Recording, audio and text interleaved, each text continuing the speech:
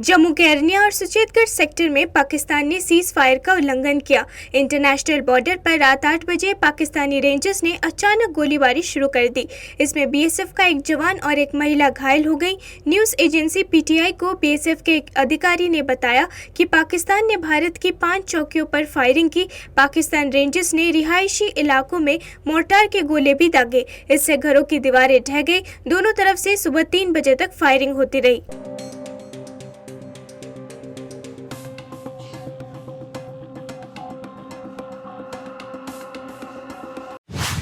India mobile Congress 2023 की शुरुआत हो चुकी है।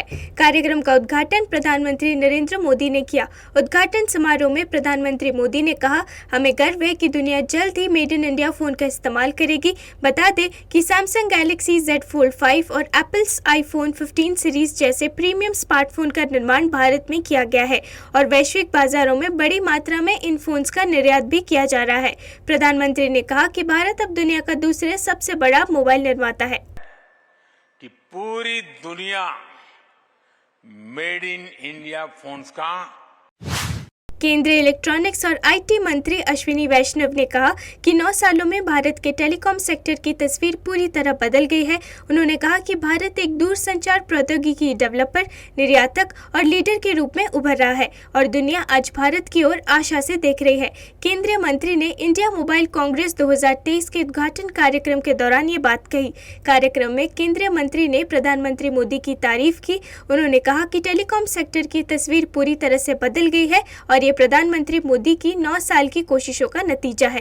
टेलीकॉम सेक्टर की तस्वीर बिल्कुल बदल गई है। ये प्रधानमंत्री जी की 9 वर्षों की तपस्या का फल है। तेलंगाना विधानसभा चुनाव 2023 पर चर्चा के लिए कांग्रेस केंद्रीय चुनाव समिति की बैठक चल रही है। बैठक के लिए कांग्रेस नेता सोनिया गांधी दिल्ली में AICC कार्यालय पहुंची। आपको बता दें कि 2023 तेलंगाना विधानसभा चुनाव 30 नवंबर को होने हैं।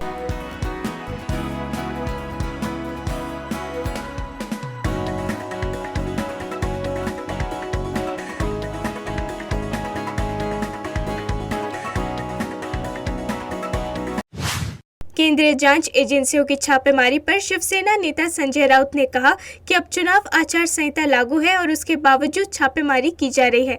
हमने महाराष्ट्र में 10 नाम दिए हैं, उनके खिलाफ छापेमारी क्यों नहीं की जा रही है? दरअसल छापेमारी उन जगहों पर की जा रही है जहां चुनाव होने हैं और उनके खिलाफ की जा रही है जो भाजपा को हरा सकते हैं। शिवाजी पार्क के सभा में भी मैंने उसका पूरे नाम गिने थे। हाँ, महाराष्ट्र के चाहे राहुल कुल हो, चाहे दादा भुसे हो, हाँ, विखे पाटिल, अब्दुल सत्तार, प्रफुल्ल पटेल, अजित पवार, हसन मुशर्रफ, उनके ऊपर रेड्स क्यों नहीं हो रहे? अभी उनके ऊपर रेड्स क्यों नहीं हो रही है? और जो चुनाव लड़ने के लिए वहाँ Rajasthan, Madhya Pradesh. System of air quality and weather forecasting and research के आंकड़ों के अनुसार राष्ट्रीय राजधानी में हवा की गुणवत्ता खराब श्रेणी में बनी हुई है। आज शहर का समग्र वायु गुणवत्ता सूचकांक 249 तक पहुंच गया है। धीरपुर में PM 2.5 के साथ AQI 269 था, जो खराब श्रेणी में था। 0 और 50 के बीच AQI को अच्छा, 51 और 100 के बीच संतोषजनक, 101 और 200 के बीच मध्यम, 201 और 300 के बीच खराब, 301 और 400 के बीच बहुत खराब और 401 और 500 के बीच बहुत गंभीर माना जाता है। पूसा में PM 2.5 का AQI 183 मध्यम श्रेणी में दर्ज किया गया है। अच्छा नहीं है, मतलब इतना। अच्छा, यहाँ के लोगों से बात करी गई तो कंप्लेंट हो रही थी कि सांस फूलना और आंखों में इरिटेशन, ये आपने फील किया क्या? अभी तो ज्यादा नहीं हुआ है, वैसे आंख तो जलन होती है। जैसे रूम से बाहर या इंडोर से बाहर आते हैं तो आंखों में जलन होना और मतलब अजीब सा स्मेल आना, वैसा ही टाइप। तो वो सांस लेने में ऑब्वियसली दिक्कत आती है, अच्छा नहीं लगता फील। बाकी सबके स्टेट से कंपैरिजन करेंगे तो यहाँ दिल्ली में ज़्यादा पॉल्यूशन है। व्हीकल्स भी बहुत ज़्यादा है, इसलिए पॉल्यूशन भी ज़्यादा है और सांस लेने भी दिक्कत होती है। जैसे कि अभी सुबह सुबह आए, सुबह सुबह भी पॉल्यूशन है। अच्छा, यहाँ हम लोगों से बात करी तो उन्होंने जी सांस की प्रॉब्लम बताई, आंखों में इरिटेशन की प्रॉब्लम बताई। हाँ, थोड़ा थोड़ा तो फर्क पड़ता है। कर पा रहे हैं? नहीं, मैं नहीं फील कर रहा हूँ। जो अनहेल्दी है उनको वो फील कर रहे हैं, लेकिन कुछ तो इफेक्ट हो रहा है इससे। तो अनहेल्दी लोगों के लिए कितना डेंजरस मानते हैं इस चीज़ को? बहुत डेंजरस है। इसके लिए कुछ तो करना पड़ेगा, गवर्नमेंट को तो कुछ तो करना पड़ेगा इसके लिए।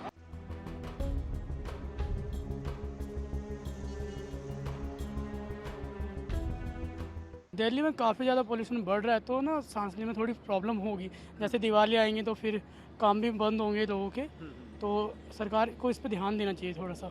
अच्छा, लोगों से हम लोगों ने बात करी तो उनका पर्सनल एक्सपीरियंस था कि ब्रीथिंग प्रॉब्लम आ रही है, आंखों में इरिटेशन हो रही है, जलन मच रही है, ऐसी प्रॉब्लम आप फील कर रहे हैं? हाँ, थोड़ी थोड़ी आंखों में इरिटेशन तो होगी, क्योंकि जैसे जैसे बढ़ेगा ना पॉल्यूशन तो होगी, तो समथिंग तो हो रही है। जैसे वॉकिंग जॉगिंग करते हैं ना, तो उसके बाद काफ़ी ज़्यादा ना मतलब ब्रीथिंग में दिक्कत होती है।